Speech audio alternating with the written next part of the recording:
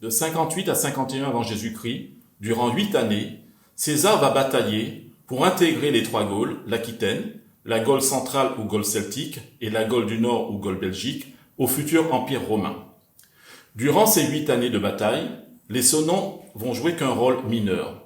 Pour autant, César nous apprend qu'ils forment un des peuples les plus puissants et les mieux respectés de la Celtique.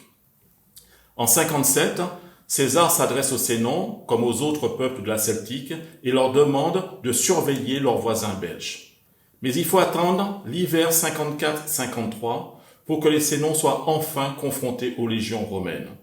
Sous la direction de un de leurs chefs, Acco, ils se soulèvent contre Rome. Pendant que César est occupé face aux Germains et aux Belges, ils en profitent pour s'allier aux Carnutes, leurs voisins directs, et à d'autres peuples de la Celtique. Très rapidement, les autres chefs de la Celtique et les autres chefs sénons prennent peur. Ils s'adressent à César, lui demandent pardon et demandent la paix. Acco est arrêté, jugé et exécuté durant le printemps 53.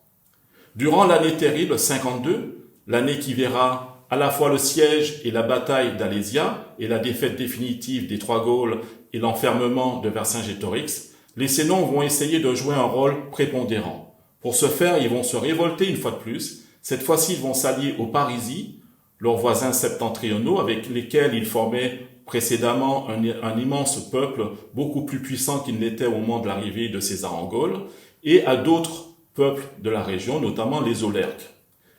Plusieurs milliers de guerriers sénons, Parisis et Aulerques, vont se rassembler dans la plaine de Grenelle et vont livrer bataille au principal lieutenant de César, Titus Labienus. Ils vont être battus dans cette bataille qui porte le nom de bataille de Lutèce.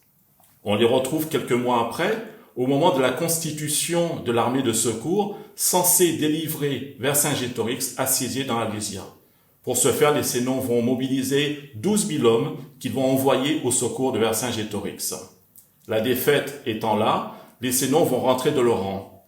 Durant ces 8 années, en réalité, mis à part la bataille de Lutèce, ils n'auront jamais affronté véritablement les légions romaines.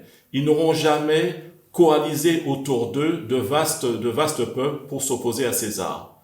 Ce peuple qui avait été dit comme étant un des peuples les plus puissants, en réalité n'a été que spectateur plutôt que acteur de la guerre des Gaules.